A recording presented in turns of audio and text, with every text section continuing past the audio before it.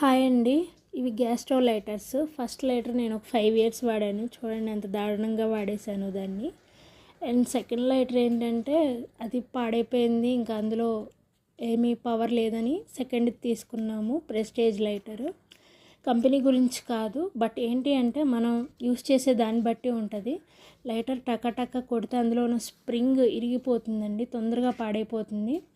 వాటర్లో పడినా కొన్నిసార్లు వాటర్లో పడింది. నేను ఎండలో పెట్టి వాడాను, అయితే తాత్కాలికంగా పనిచేసింది, మళ్ళీ పాడైపోయింది. ఇప్పుడు ఈ మూడో లైటర్ వచ్చేసి ఎవరెస్ట్ లైటర్ అంటండి, ఆన్లైన్లో తీసుకున్నాము.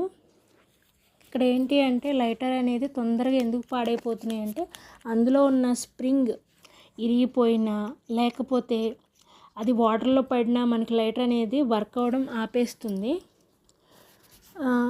ఈ వీడియో ఎందుకు చేశానంటే ఆ లైటర్స్ ఎందుకు పాడైపోతాయో మనకి తొందరగా ఎందుకు ఈ వీడియో చేస్తున్నాను. Thank you for watching.